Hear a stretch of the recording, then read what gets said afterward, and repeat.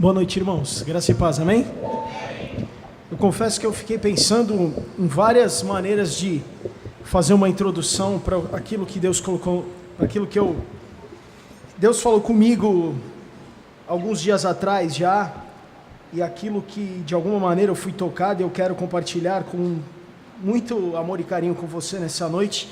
E eu pensei em várias maneiras de fazer uma introdução, mas eu confesso que eu fui abençoado pela introdução que a Luciane fez da minha palavra. Obrigado, Luciane. Você fez a introdução para a minha palavra. Então eu não preciso fazer a introdução nenhuma. Você prestou atenção em tudo que a Luciane falou? Sim ou não? Sim. Em tudo que nós cantamos? Então eu queria que você abrisse comigo em 1 Reis 17. 1 Reis 17, nós vamos rapidamente falar um pouquinho sobre a história de Elias. 1 Reis 17, versículo 1 até o 7, diz assim: Ora, Elias, o tesbita da Tisbe de Gileade, disse a Acabe: Juro pelo nome do Senhor, o Deus de Israel, a quem sirvo, que não cairá orvalho nem chuva nos anos seguintes, exceto mediante a minha palavra. Depois disso, a palavra do Senhor veio a Elias: Saia daqui, vá para o leste, esconda-se perto do riacho de Querite, a leste do Jordão. Você beberá do riacho. E dei ordens aos corvos para o alimentarem lá. E ele fez o que o Senhor lhe tinha dito. Foi para o riacho de Querite, a leste do Jordão, e ficou por lá. Os corvos lhe traziam pão e carne de manhã à tarde, e ele bebia água do riacho. Algum tempo depois, o riacho secou-se por falta de chuva. Os primeiros versículos, irmãos, nesse texto, falam sobre Elias, falam de onde Elias é, e falam para Elias: vá até Acabe, que era o homem mais poderoso da terra onde Elias estava. A maior autoridade na terra naquele momento era Acabe. Além disso, Acabe tinha uma mulher chamada Jezabel, que era considerada por alguns estudiosos que era o poder por trás do trono de Acabe, era Jezabel. Quem mandava mesmo era Jezabel.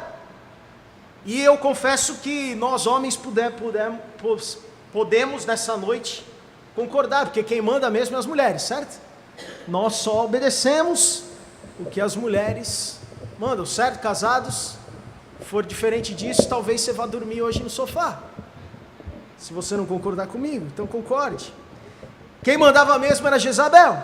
Em 1 Reis, um capítulo depois, no capítulo 18, no versículo 4 de 1 Reis, há um relato de que Jezabel estava mandando exterminar todos os profetas do Senhor, de Deus. Todos aqueles que serviam a Deus, o Deus que nós cantamos aqui, estavam sendo exterminados por ordem de Jezabel. E Jezabel estava então colocando ali para aquele povo, naquele reinado, adoração a um outro Deus, a outros deuses. Elias chega então a esse homem e fala: não vai chover, vai secar, mas vai secar tudo. Deus está mandando dizer que vai secar tudo até que ele, Deus, fale que vai fazer diferente. Então vai acabar tudo, vai acabar a água, não vai ter mais água. Irmãos, talvez alguns dias, algumas semanas sem água fosse suportável para aquela nação, talvez até alguns meses, mas nós vemos depois que foram anos sem água, e a situação ficou extremamente complicadíssima para aquele povo que estava sem água. Depois que Deus fala com Elias e pede para que Elias fale para Acabe sobre isso, Deus continua falando com Elias, e Deus dá a primeira ordem para Elias, fala assim: Elias, se esconda, garoto, foge daqui, a coisa vai ficar preta, se esconde, vai para tal lugar, vai lá para junto do riacho de Querite, a leste do Jordão, e fica bem escondidinho ali. O propósito de Deus então para a vida de Elias, primeiro era proteção, porque Acabe, Jezabel e todas aquelas pessoas odiavam Elias a partir de agora. Pô, esse profeta maluco está dizendo que vai parar de chover. E quando parou de chover e não chovia há muito tempo, Elias estava sendo odiado. Por quê? Pô, é culpa daquele homem que não está chovendo. Então, o primeiro objetivo de Deus foi proteger Elias. E Elias, então, se retira para esse riacho de Querite e fica ali durante o tempo que Deus quis. Porque o segundo objetivo, o segundo propósito de Deus é que Elias fosse treinado. No versículo 1 nós vemos que Elias é apresentado aqui como o tesbita, de uma região, irmãos, minúscula, sem nenhuma referência. Estudiosos não fazem ideia, não tem nenhum detalhe sobre a região de onde veio Elias, porque era uma região, um lugar insignificante. Elias nesse momento era ninguém, era alguém que veio falar aí, o tesbita da Tisbe de Gileade. Quem é Elias? Ninguém conhecia Elias. E quando, irmãos, alguém que como Elias vai até o rei e tem toda a luz em cima dele e faz uma menção, trazendo uma mensagem de Deus como Elias fez, é muito difícil que essa pessoa tenha que se voltar e se manter sozinho, escondido, como Elias estava. E lá no riacho de Querite, irmãos, e Querite, a palavra ela deriva de um verbo original que significa cortar, colocar do tamanho certo. O riacho de Querite, então Querite significava cortar, colocar no tamanho certo. E o segundo propósito para a vida de Elias, então, era que Elias fosse treinado. Elias precisava ser treinado para algo maior. Elias precisava ser treinado para confiar em Deus em qualquer situação. Em qualquer situação, Elias precisava confiar em Deus. Por isso que tudo aquilo que a Luciene ministrou aqui para nós, tem a ver com aquilo que Elias passou, porque Elias passou por dificuldades. Nós vamos ver isso.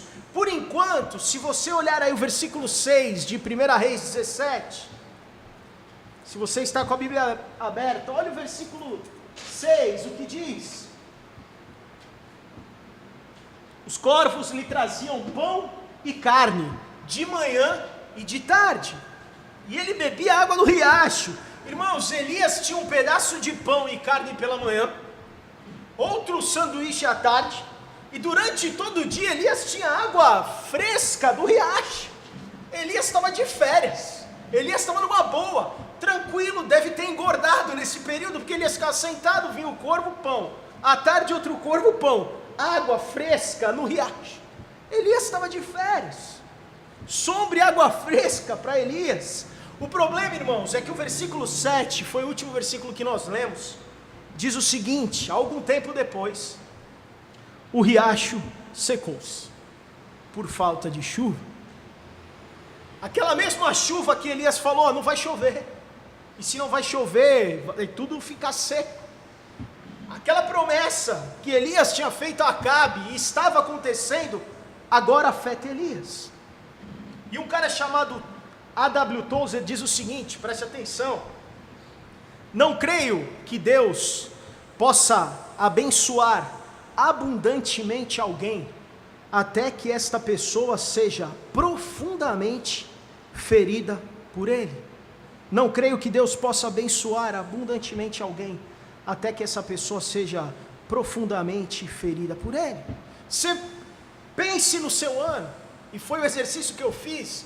Eu pensei no meu ano de 2013, tantas coisas, e a Lu citou exemplos de coisas que aconteceram com os nossos irmãos, que de alguma maneira nós nos envolvemos, porque nós estamos juntos como comunidade, e de repente, irmãos, num momento você tinha a alegria de ter a sua conta bancária recheada, de repente um negócio que você investiu crescendo, de repente a sua carreira estava em ascensão, mas aí de repente o riacho secou.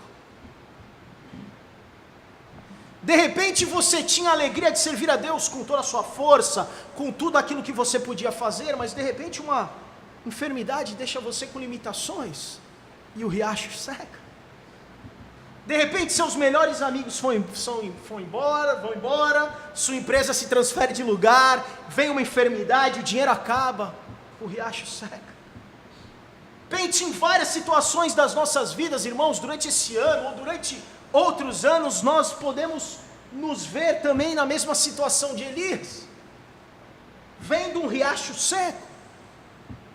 Pode ser que nesse momento da sua vida o teu riacho tenha secado, e muitas vezes parece que Deus está indiferente a nós, parece que Deus não está nos ouvindo, porque nós clamamos de dia, de noite, nós jejuamos, nós oramos, nós fazemos campanha. Talvez muitas vezes a gente possa pensar, mas será que Deus existe mesmo? Será que Deus existe mesmo? Nós olhamos a situação da Priscila, será que Deus existe mesmo quando nós vemos a morte, quando nós vemos alguém não se livrar de uma enfermidade? Irmãos, a sequidão, o riacho seco nunca vai cancelar de modo algum o plano providencial de Deus para as nossas vidas. Na maioria das vezes o riacho seco faz parte dos planos que Deus quer revelar para nós. Eu confesso que enquanto eu estava viajando de férias, eu li um pouco sobre Elias, irmãos, e entender isso que eu estou falando para você agora fez com que eu entendesse muitas coisas que aconteceram esse ano na minha vida. É importante que fique claro para nós, irmãos, que o mesmo Deus que dá água, que fez aquele riacho estar à disposição de Elias, é o mesmo Deus que pode reter a água. O Deus que dá o bem é o Deus que pode permitir o mal. Ele é soberano sobre todas as coisas. Reter a água ou mandar a água é um direito soberano de Deus. Quem somos nós para questioná-lo? Muitas vezes achamos que algo que Deus nos deu nunca será tirado. A saúde, os amigos, a estabilidade, a posição. Muitas vezes até nos ressentimos, como Deus foi se esquecer de mim. Agora, irmãos, quando o riacho seca, e talvez você já tenha passado por isso, ou está passando por isso, duas coisas são certas. A primeira, Deus está vivo, Deus está presente, Deus é soberano. E a segunda coisa mais importante, irmãos, Ele sabe o que está fazendo. Abra comigo em Isaías 49, e tem um lembrete para nós nessa noite.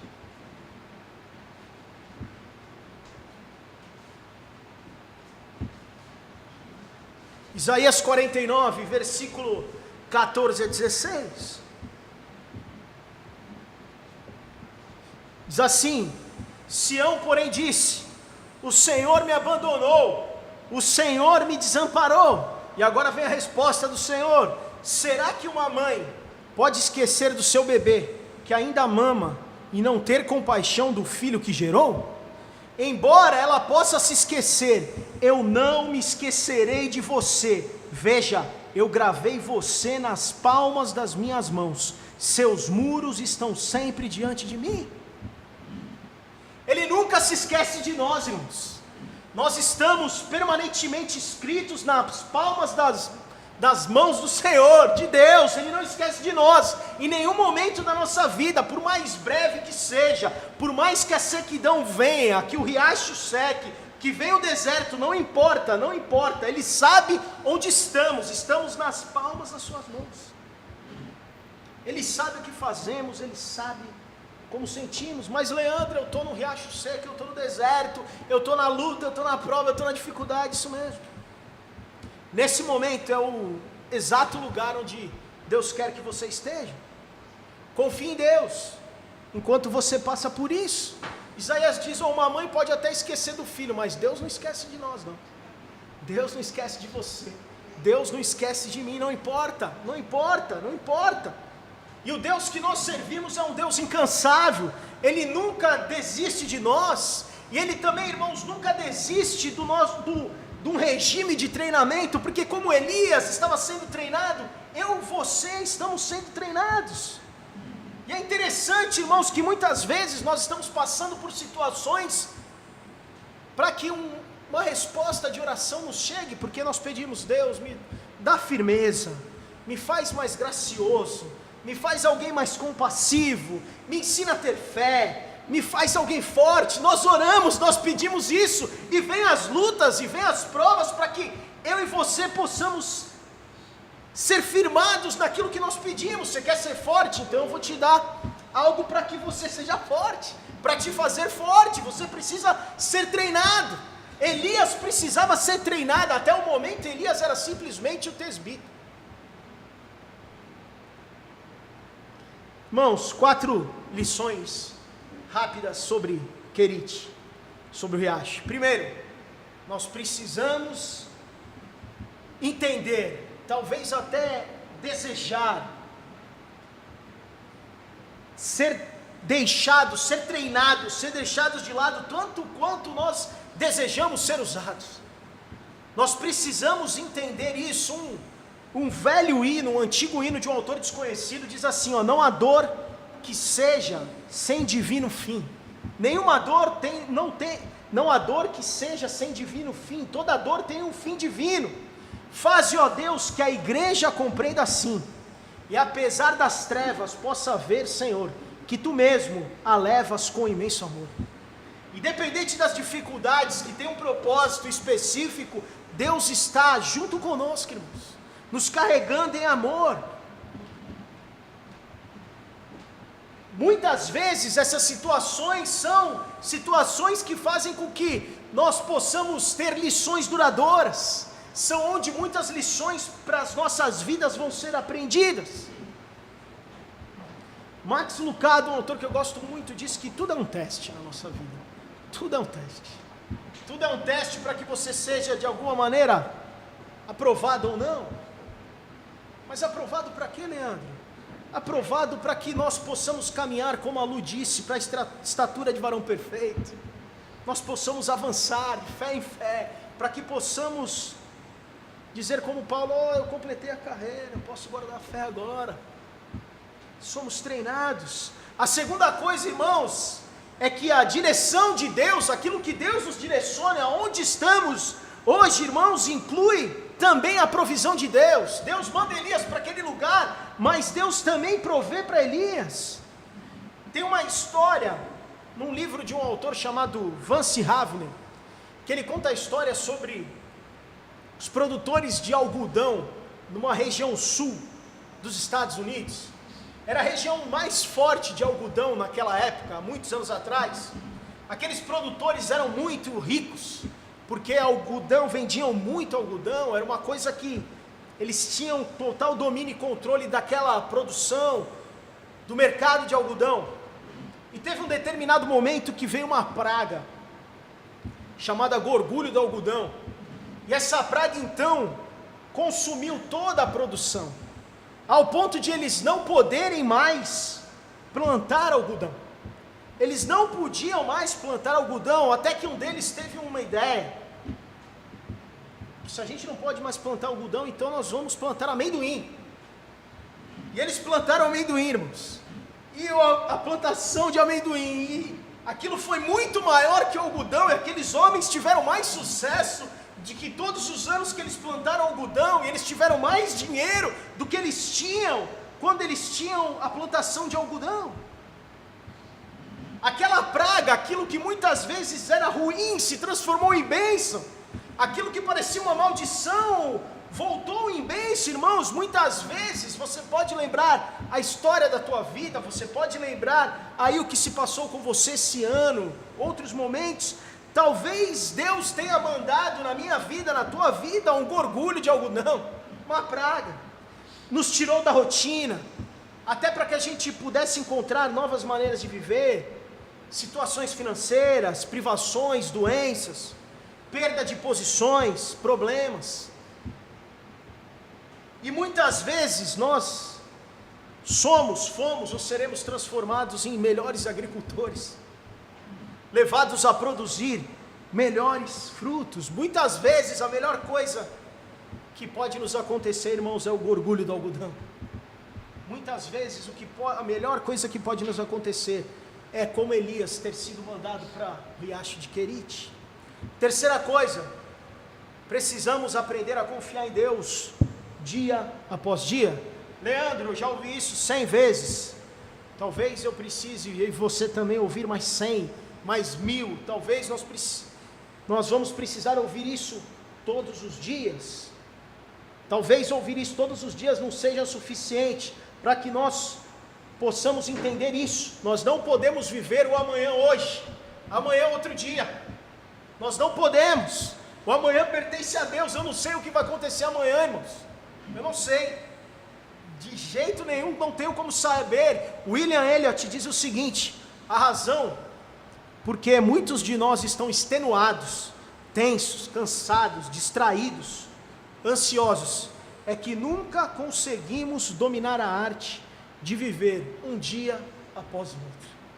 Nós precisamos, irmãos, aprender a viver um dia após o outro. Deus fala para Elias: vai para Querite. Ponto final. Mas e depois, Deus? Elias, vai para Querite. Mas e depois? Vai para Querite. O amanhã pertence a Deus. Nós precisamos confiar em Deus acima de todas as coisas. Acima dos nossos problemas, das nossas dificuldades. Nós precisamos confiar em Deus. Nós não sabemos nada do nosso futuro. Você pode programar totalmente o seu dia, irmãos. Terça-feira eu estava indo, programei todo o meu dia. Peguei o carro, fui para Piracicaba, tinha uma reunião em Piracicaba. Parei num posto para tomar um café. 5 minutos que eu tomei café, a porta do carro que eu estava foi arrombada e minha mochila foi furtada. Meu laptop estava lá. 10 anos da minha vida foram juntos com o meu laptop. Todos os meus documentos profissionais estavam lá. Muitos documentos meus pessoais também estavam lá. Naquele dia eu tive que voltar para o meu emprego, voltar para São Caetano, onde eu estou hoje, pegar um novo computador, terminar o meu dia numa delegacia fazendo BO. Eu tinha programado um dia totalmente diferente. Tinha programado ir lá, fazer a minha reunião, na hora do almoço voltar e chegar cedo em casa. Tudo mudou, tudo mudou. Por que isso, Leandro? Eu aprendi várias coisas com isso. Aprendi que primeiro eu preciso fazer backup dos meus documentos, que eu não fazia. Primeira lição. Segunda, nunca deixe a mochila no banco do passageiro, guarde no porta-mala. E uma série de coisas.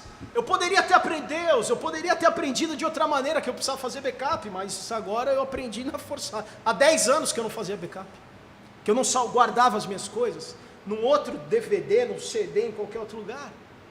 São situações, irmãos, que nós passamos, para que nós possamos ser treinados, para que algo maior aconteça nas nossas vidas, para que nós possamos suportar o dia de amanhã. Elias não sabia nada sobre o futuro. Vá para Querite, Elias, só isso, ponto final. E imagine o que Elias pensou quando viu o riacho secar. Talvez o sanduíche continuasse vindo de manhã à tarde, mas não dava nem para tomar água para descer o sanduíche, porque o riacho tinha secado.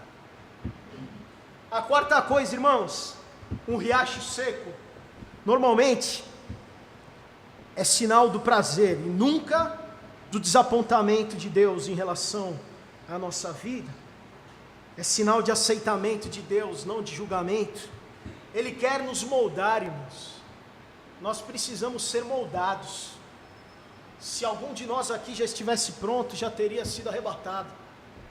Nós precisamos ser moldados a cada dia, E passar por uma prova, uma dificuldade, não significa, o que eu fiz para Deus, o que eu fiz, por que eu fiz isso? Não, irmãos. Nós somos moldados para que nós possamos alcançar a estatura de varão perfeito. E nesse moldar de Deus, 4 coisas rápidas, eu estou terminando, são importantes. A primeira delas, irmãos, é o orgulho. Deus começa a trabalhar nosso orgulho quando nos tira dos holofotes. Assim Deus fez com Elias. Deus insiste em nos tirar do palco. Talvez isso tenha acontecido com você.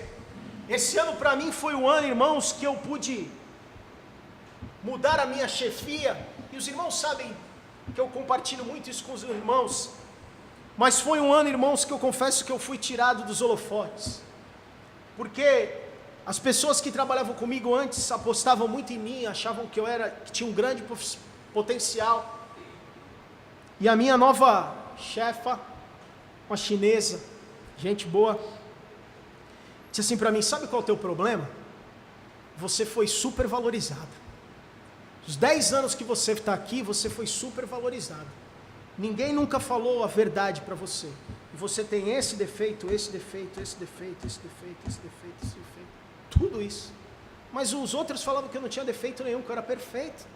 Verdade, meu chefe falava para mim, você é perfeito. Você só precisa melhorar o inglês, o resto você está pronto. Pronto para o sucesso. Fala para mim, você tem esse defeito. Deus começa a trabalhar nosso orgulho quando Ele nos tira dos holofotes. Esse ano eu fui o pior dos profissionais. Não para mim, no meu trabalho, mas para ela. Mas aprendi muito com isso. Aprendi muito com isso. Porque tinha todo um orgulho, tinha toda uma coisa de uma soberba de achar que eu era o melhor lá no trabalho. E aprendi com isso. João 3,30 fala, é necessário que Ele cresça e eu diminua. Deus que tem que crescer na minha vida, seja no trabalho, seja na família, na faculdade, onde for, que Ele cresça e eu diminua.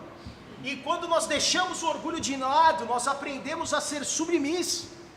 E muitas vezes é por meio de um processo doloroso, na minha vida, na tua vida, muitas vezes é por meio desse processo. Nós deixamos o orgulho de lado.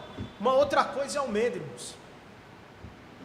Muitas vezes a perda de posição, prestígio, popularidade, finanças, problemas financeiros, privilégios vêm para expor essa camada. E quando nós convivemos com medo, só existe uma coisa, irmãos, que pode fazer com que o medo deixe, é a fé. Quando nós aprendemos a andar pela fé, e aí o medo fica de lado. Nós confiamos em Deus, não importa o que aconteça amanhã. Nós não temos medo do amanhã porque nós confiamos em Deus. Eu não tenho medo do hoje porque eu confio em Deus, e da semana que vem eu não tenho medo também, eu confio, eu creio em Deus, eu creio pela fé que Ele tem um novo caminho para mim, eu confio em Deus, ponto final. Eu entendo e lembro de Isaías, eu estou escrito lá na palma da mão dele, estou lá escrito, creio nisso, nessa verdade da palavra de Deus e caminho sem medo. A terceira coisa, irmãos, é ressentimento. Muitas vezes o sentimento que fica em nós quando nós perdemos o nosso emprego, quando nós deixamos de ser o centro das atenções, quando nós somos forçados a abdicar de direitos nossos, que nós achamos, eu mereço um salário melhor, eu sou um ótimo funcionário, eu mereço ser tratado melhor, eu sou um ótimo pai, uma ótima mãe, eu sou um ótimo filho, eu tenho direito a todo o conforto que eu posso ter, porque é o trabalho. Muitas vezes nós falamos e achamos que temos direitos, mas Deus continua nos moendo até a medula, até o osso, até que a gente possa dizer, tá bom, eu te entrego tudo, Deus. E aí nós aprendemos muitas vezes sobre perdoar, nós aprendemos a deixar todo o ressentimento de lado, nós aprendemos a deixar tudo de lado, entregar tudo na mão de Deus. Confia em Ti, Deus, está aqui. E a última coisa são, muitas vezes, hábitos que estão arraigados na nossa vida de muitos anos. E muitas vezes, Deus usa esses obstáculos para destruir essa camada. Atitudes que são estabelecidas. Por que você faz isso? Eu não sei, mas eu faço. Mas por que você faz? Não sei. Muitas vezes, irmãos, atitudes que até alimentam a nossa carnalidade. E quando nós podemos ser treinados, ser provados, somos treinados para que esses hábitos sejam deixados, nós aprendemos sobre humildade. Nós aprendemos que devemos muitas vezes começar de novo, reconstruir. Campo de treinamento de Deus, irmãos, então, aparece constantemente nas nossas vidas. Se você não está num campo de treinamento hoje, se você não está lá, como Elias na beira de Querite, você vai estar em algum momento. Se você já passou, provavelmente você vai passar novamente por um campo de treinamento. E ali, irmãos, bem no meio dos obstáculos, da dor, da solidão, que é aí que percebemos que Deus é presente nas nossas vidas, irmãos. Podemos lembrar de Deus, podemos confiar em Deus, irmãos, tudo isso. aquela situação com Elias e as situações que nós passamos, é que nós possamos nos tornar pessoas de que de outra maneira nós nunca seríamos. Nós nunca seríamos assim se aquilo não tivesse acontecido conosco. Nós nunca seríamos assim se aquela situação não tivesse acontecido. E eu não estou aqui premiando, exaltando as dificuldades e dizer que você deve sair daí pulando, festejando por causa das dificuldades, mas eu estou fazendo uma retrospectiva junto com você, para que nós possamos entender que tudo aquilo que nós passamos, esse ano, outros anos nas nossas vidas, tem um propósito, e te lembrando que Deus está conosco, Deus está com você, durante todo esse percurso, durante todo esse momento. Eu queria terminar lendo o versículo 24 aí, de 1 Reis 17, lembramos que no versículo 1 do capítulo 17 de 1 Reis, Elias é apresentado como tesbita. Ora, Elias o tesbita, da tribo lá de Gileade, da Tisbe em Gileade, é assim que começa o versículo. Ora, Elias de Tisbe em Gileade. Mas o versículo 24, irmãos, depois dessa primeira fase de Elias, desse período de Elias no Querite, olha o que diz o versículo 24 do capítulo 17.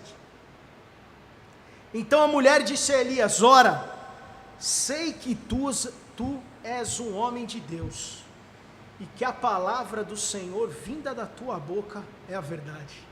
Que mudança, irmãos.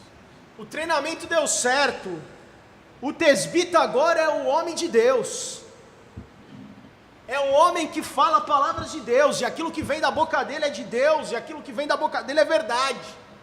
Em alguns anos, Elias então se torna, agora, irmãos, um profeta de Deus. E se nós vamos lembrar de Elias, Elias passa por várias outras situações. Elias manda os 400 profetas de um Deus, 400 profetas de outro, manda descer fogo aí. Se descer fogo, então esse é o Deus verdadeiro. Desce fogo aí. Os caras ficam a manhã inteira orando, não desce nada. Agora Elias vai orar. Vou mandar descer fogo aqui, mas joga água. Não, mas se jogar água não vai queimar. Joga água. Joga mais água. Mais água. Deus, manda fogo. Vem fogo. Elias passa de um simples tesbita a um homem de Deus. A um homem de Deus. Ao ponto de não passar nem pela morte física. Você conhece a história de Elias. Mas ser arrebatado para estar junto com Deus. Que mudança. O treinamento de Elias dá certo, irmãos. Eu tenho certeza que os nossos treinamentos irão dar certo, porque seremos moldados à estatura de varão perfeito. E enquanto isso, enquanto as dificuldades que vêm nas nossas vidas para que sejamos treinados estão acontecendo, irmãos, nós possamos lembrar mais uma vez de Isaías 49, versículo 14 a 16, eu vou ler para você. Sião, porém, disse: o Senhor me abandonou, o Senhor me desamparou. E a resposta do Senhor: será que uma mãe pode esquecer do seu bebê que ainda mama e não ter compaixão do filho que gerou? Embora ela possa se esquecer, eu não me esquecerei de você. Veja, eu gravei nas palmas das minhas mãos, seus muros estão sempre diante de mim. Você não vai ser esquecido, irmãos. Você não está sendo esquecido. Você está gravado nas palmas das mãos de Deus. Fique firme. Fique firme aí durante o teu querite, durante o teu período de moldagem, durante o teu período de teste, de prova. Confie no Senhor.